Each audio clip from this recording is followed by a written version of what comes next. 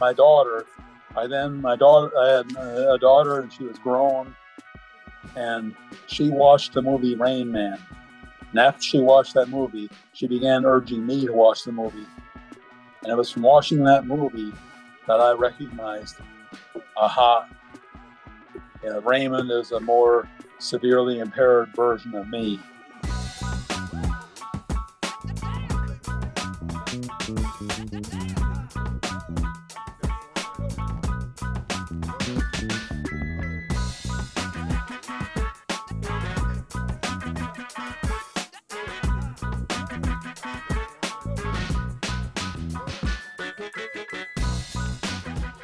Welcome to Adulting on the Spectrum. In this podcast, we want to highlight the real voices of autistic adults, not just inspirational stories, but people like us talking about their day-to-day life. Basically, we want to give a voice to a variety of autistic people. I'm Eileen Lamb, an autistic author and photographer, and I co-host this podcast with Andrew Komarow. Hey, Andrew. Hey, Eileen. I'm an autistic entrepreneur, and today our guest is Charles Gies, born in New York City, went to college in Michigan for mathematics, and currently living in Hamden, Connecticut. He is unlucky, like me in that regard, from being in Connecticut. He worked 45 years as a mainframe computer software engineer, currently serves as an elder with his Jehovah's Witness congregation in New Haven, Connecticut. Thank you for joining us today. Okay, my pleasure. So we like to start off our podcast where we ask each guest how they prefer to identify. And we don't mean pronouns she, her, he, them, although you're welcome to share that as well. What we do mean is a person with autism, on the spectrum, I don't care. Do you have a preference? And if so, what is it? I really don't care which terminology you use. Anything's fine with me. I think too much of a fuss is made over labels. And we agree. And that's the answer we get most of the time. So thank you. Can you tell us a little bit about your autism diagnosis journey? Like what led you to be diagnosed? Because you were diagnosed pretty late in life, right? Yeah. Let me start out by talking about my childhood and about the missed opportunities then. But very little was known about autism then, and even much of what medical science thought it knew about autism was wrong, like Bruno Bettelheim's refrigerator mom theory. So maybe it's just as well I wasn't diagnosed then. But anyway, some of the things that showed up, I was way ahead of the other kids in math. At the time I started first grade, I could do multiple digit multiplication, long division. I understood the concept of powers, things that first graders back then, I don't know about now, but back then first graders didn't know any of that. They were doing good if they could add 2 and 2.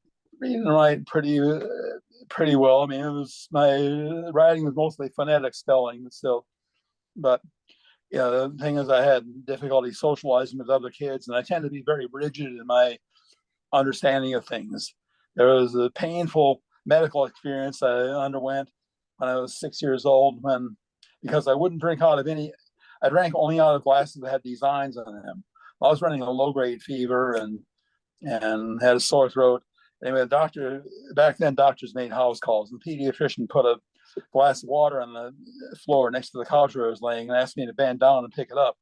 Well, it was a plain glass, so I wouldn't pick it up. He and my mom both thought I couldn't pick it up. As we was leaving the house, I heard my mom say, well, I guess you must have polio. Then in school, another problem came up. I had this idea that you can only use the school bathrooms during a class bathroom break. And so consequently, particularly after they reduced the class bathroom breaks from 2 per 4-hour day to just 1, I sometimes wet or dirtied my pants in school. And that drove the school to tell my mom that you need to take me to a psychiatrist. So my parents found a child psychiatrist, and my mom wrote him a long letter where she detailed all the oddities she'd observed in me. And I mean, there are other things that I didn't even mention, time wouldn't permit here, but she started out though with the issue that immediately drove her to take me to him. He apparently read just that first paragraph of the letter, and on that basis issued a dismissive diagnosis, said it was all mom's fault, that she was obsessed with toilet training. But eventually led me to my diagnosis much later in life. My daughter, I had a daughter and she was grown, and she watched the movie Rain Man. And after she watched that movie, she began urging me to watch the movie. And it was from watching that movie that I recognized, aha, yeah, Raymond is a more severely impaired version of me. It's funny because most people don't identify with, the movie Rain Man, or most of the guests that we've had.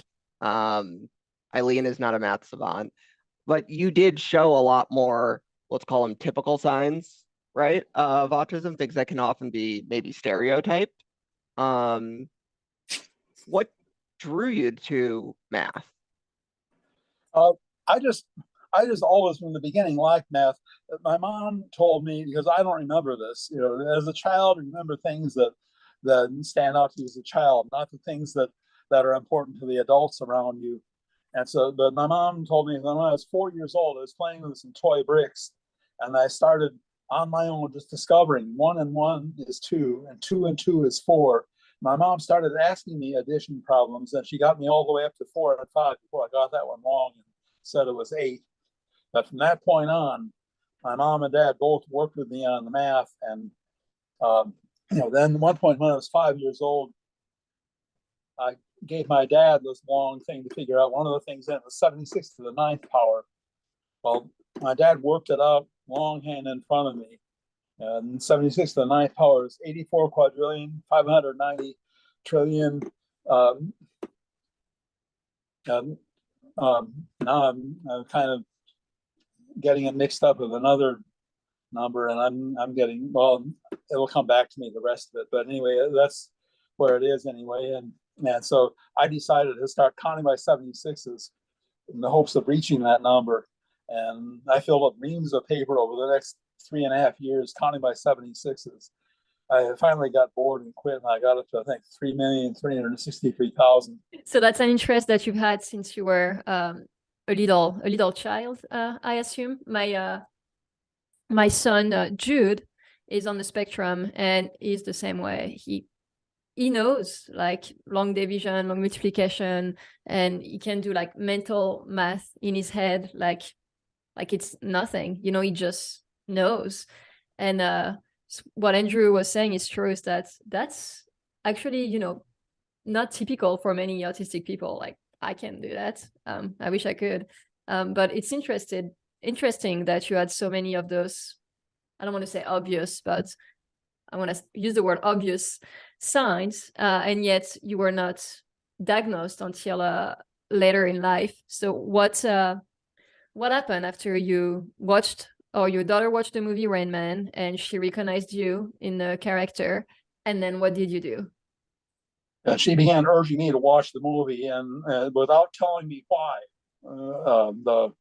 And finally, I was turning on the TV one time, and the movie happened to be starting. So I said, "Dorothy's been urging me to watch this movie. Let me see it." And it wasn't just the math; it was also other things, like the way he reacted to a catchy commercial jingle. He began wanting to repeat it himself, and that's something I might have done. I would hear something that some catchy phrase or jingle or something, and I would want to repeat it. And there were things like that. And then while I saw a sign change, while I was crossing the street, change from walk to don't walk, I would know that you have to finish crossing the street. But all the same, when Raymond stopped in his tracks, when the sign changed from walk to don't walk, I understood why he stopped, even though that's not something I would have done. I would have had enough sense of the purpose of the sign to know that you continue on across. How did you get into being a mainframe software engineer? Can you tell us a bit about that? Well, I majored in math, and one term I took a course in numerical analysis. Well, the first day of the class, they said, if you have never had Fortran programming, go over into this other class and he'll teach you Fortran programming. Well, they made the mistake of picking the most popular of the 3 professors that were teaching a class to teach that Fortran programming.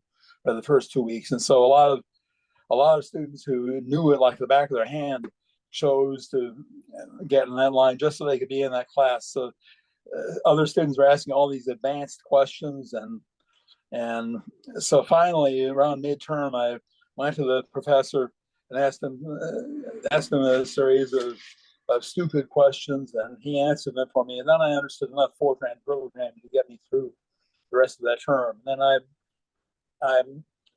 after that, I decided, well, let me take some computer programming courses. And so I did. I took computer programming courses during my junior and senior years.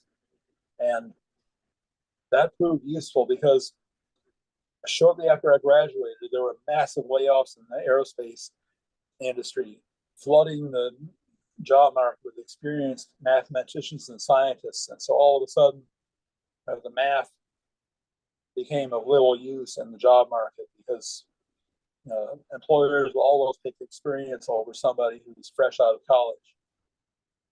So instead, the computer programming was what eventually got me a job. And it took a while to get that first job because I didn't have any good interview skills. Finally, one employment agency sat me down and told me all the things I'd been doing wrong in my interviews and gave me some tips on interviewing. And so after that, it was what were some of those tips? Well, like look the person in the face, and firm handshake, and things about things not to say on the application. Like I don't need to go into into whatever organizations I might have been in college. They're interested in certain things. Also, I came to realize the question about name the 3 most valuable courses you took in college. I want 3 courses that are related to the job you're applying for. 3 least valuable, better to leave that blank because that's going to raise questions. And that's just to say, no, I didn't find anything that wasn't valuable. Can you share some struggle you've had in the workplace and some challenges you had to overcome and how you overcame those struggles? Getting to know the different personalities. And I can remember one job, there was one guy who, you had to go back to him when he filled out a work order. I want this done. I had to go back to him and ask, okay, this is what you said. Now, what do you really want? And get the real story from him because one thing I couldn't make sense out of it. So he had to go back to him. Another thing, it seemed to make sense. And I did what he said.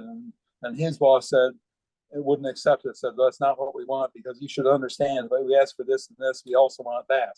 So not clear, I guess, sending mixed signals. That's something I struggle with too. I wish people were just say it as it is instead of just kind of saying it. So yeah, I understand that struggle all too well. Another thing that's difficult is when in life in general, not just at the workplaces, it's difficult because of our tendency to assume that everybody's operating the same set of facts. It's especially tough when somebody's telling stories about us behind our back to figure that out because other people are acting us in a way that doesn't make sense, and can't make sense out of it all.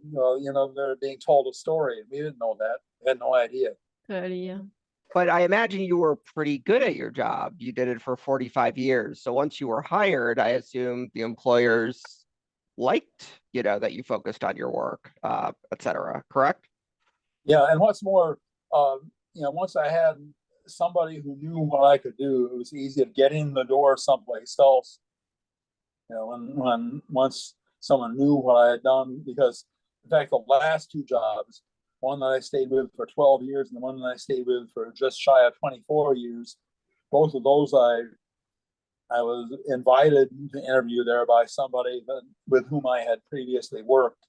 These days, too, a lot of companies are recognizing the value of hiring workers on the spectrum. There's a lot of neurodiversity at work hiring programs. But even if a company doesn't have that, we're seeing more and more, employers start to, recognize, that somebody may not interview well, but that doesn't mean they can't do the job very well. Do you have any thoughts or, any of those programs or companies maybe starting to realize that, the person who may not do so well in the interview can in fact be a great employee? Well, the last place I worked, toward the end, one CEO really reached out to like he reached out to a magazine that is for disabilities, and even they interviewed me. But I can't remember the name of the magazine now.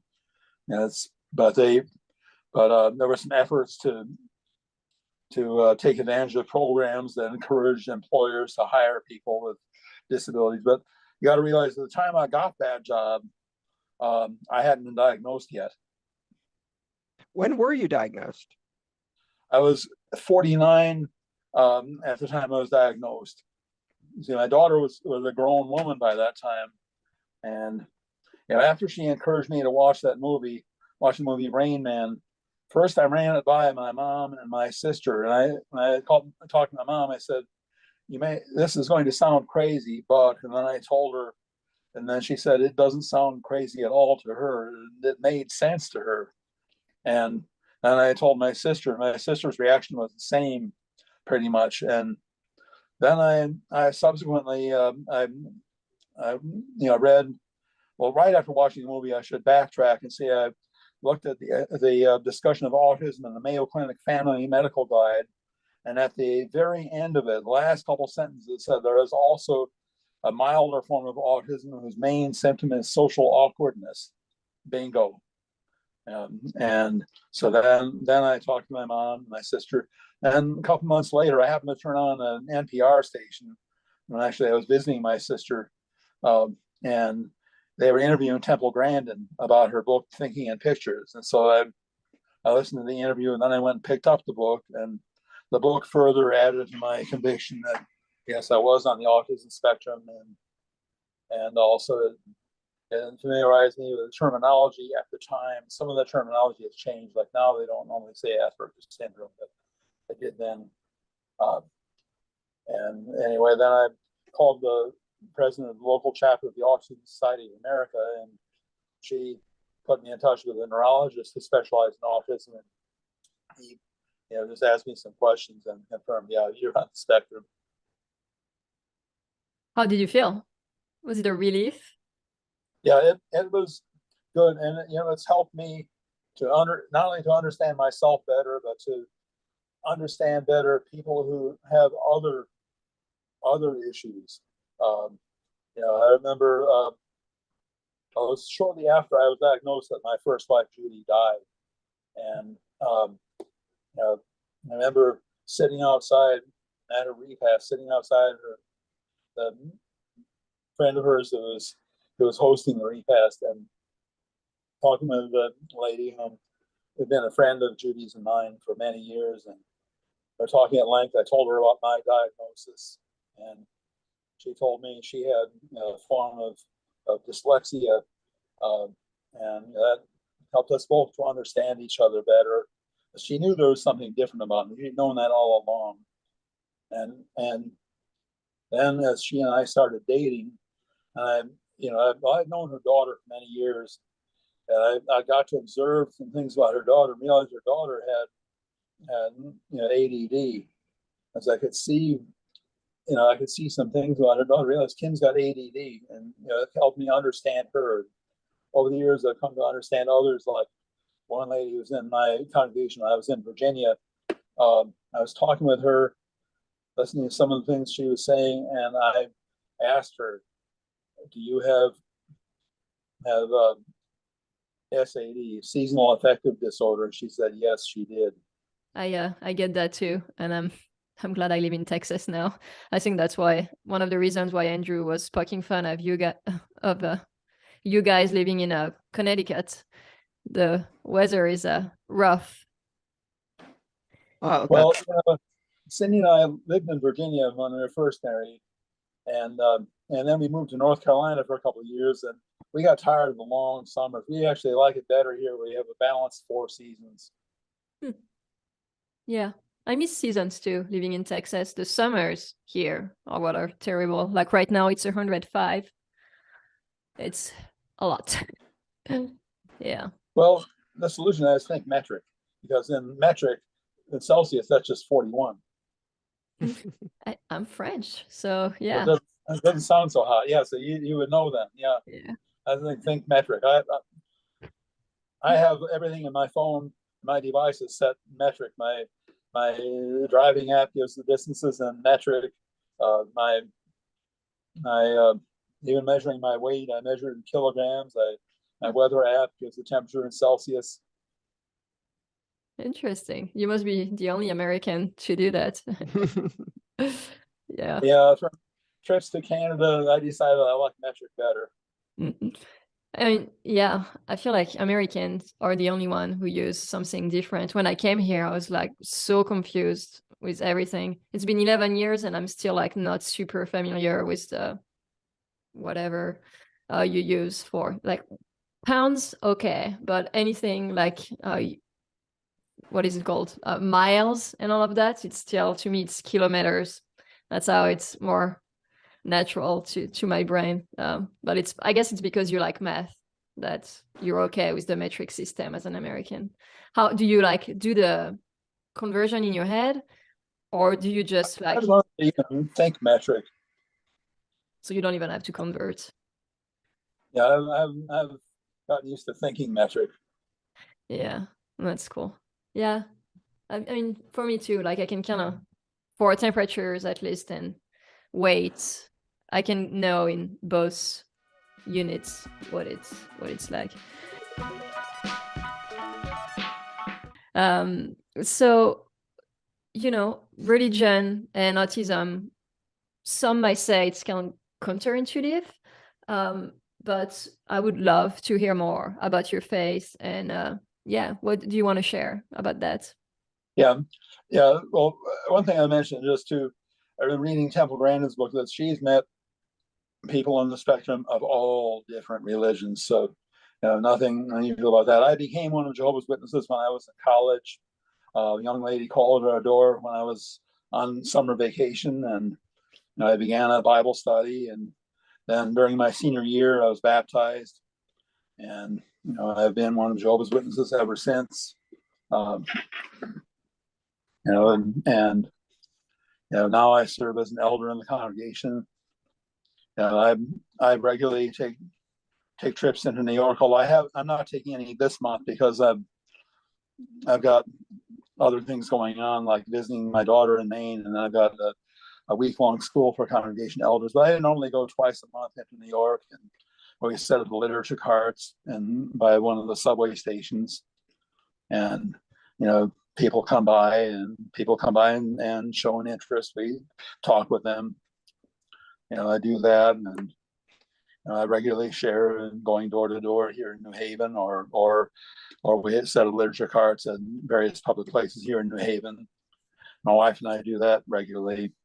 Like yesterday morning before our meeting, we set up a cart by an intersection where there's a Dunkin' Donuts in New Haven, and then after that we went to the Kingdom Hall where I had door duty that day. We have security measures at Kingdom Hall, just like at many other places of worship. Jewish synagogues, they've been doing that for a while. Because of the dangers in today's world. So we have two men, washing the door at every meeting. Going back to computers, something I like to talk about too.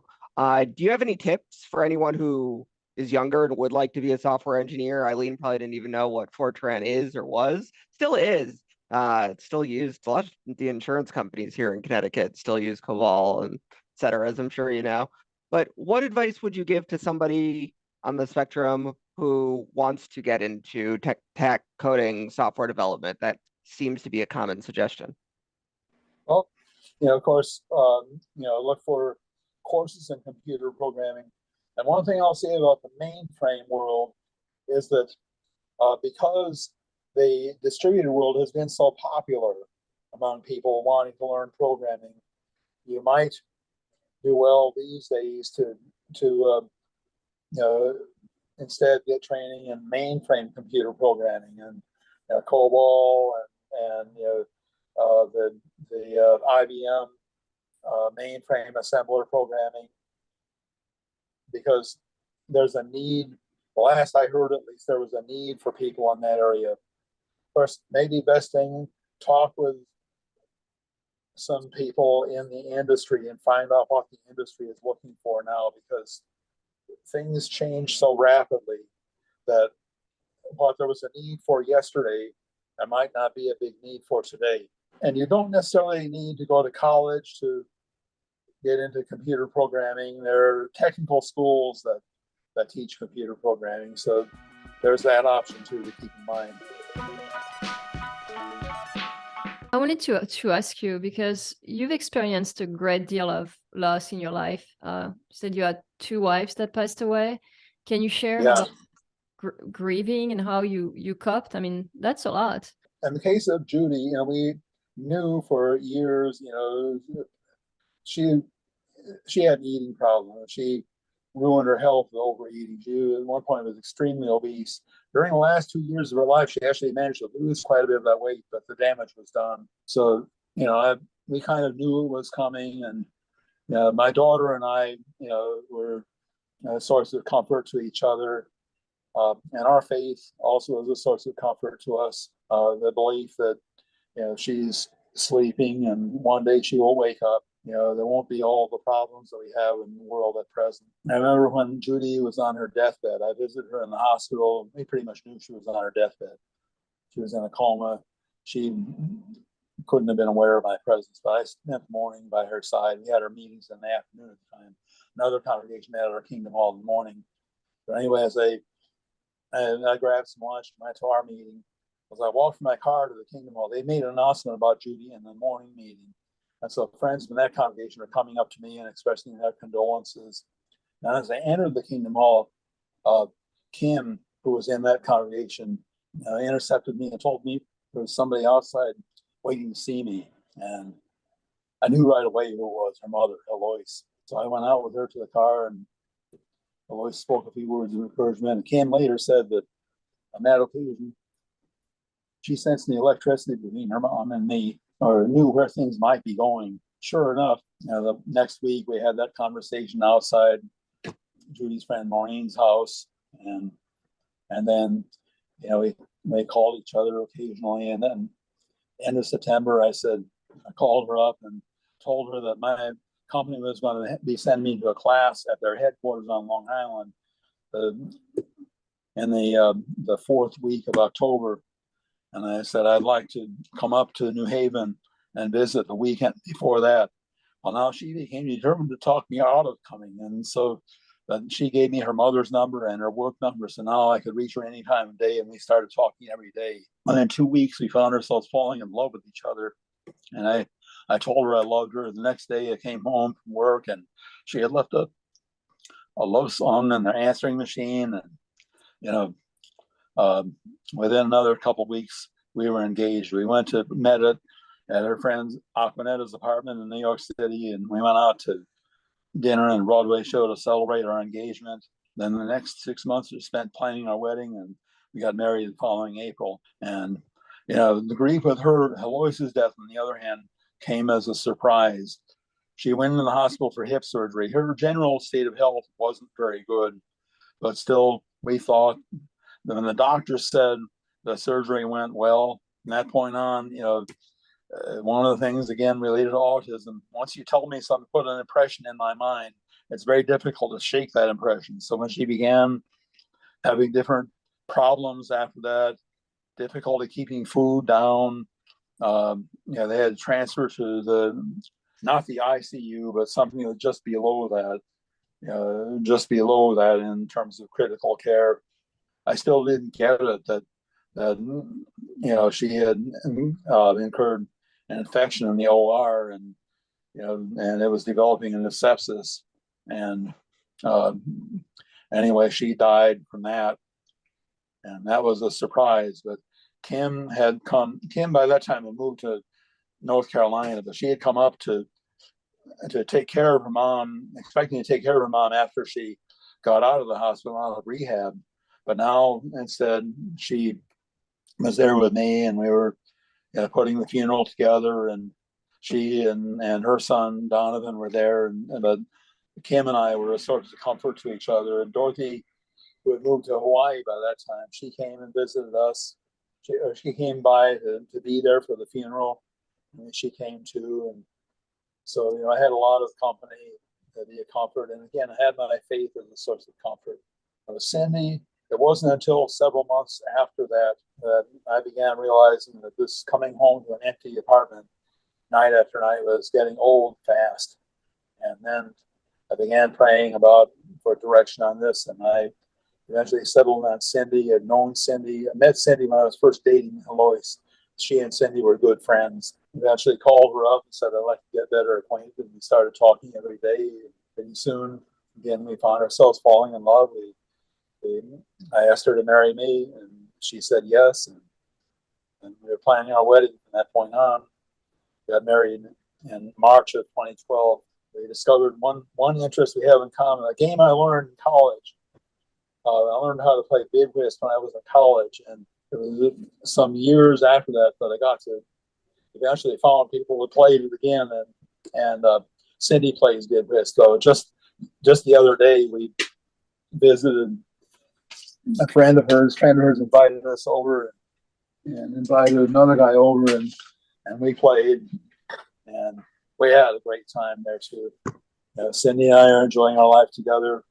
The picture that's in my background, that was taken one time we went out to dinner at this restaurant, and that's by Long Island Sound in East Lyme, Connecticut. That's such a nice story for your background. So it's kind of like you're still sitting at that restaurant when you're on Zoom. Yeah, it is. Yeah, that's sweet. Well, I'm glad you had support, because that's a lot to go through, and I know that's what happened when we get older, but I'm sure it was difficult.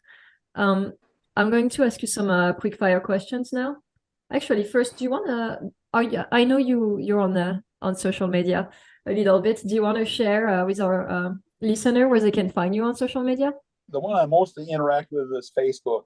I do Instagram occasionally, and Twitter I use only for this game I play called Lexo. It's an online word game, and when I score a bingo, that's when you use 7 of your letter tiles. Then I share that on Twitter. That's the only thing I use Twitter for. Okay, so final stretch, just a few quick fire questions. Are you ready? Sure.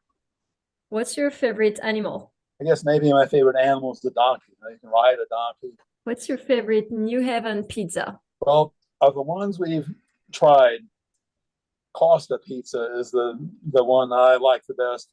Now, recently we were going to order a pizza for a takeout. I tried to order from Pepe's Pizza.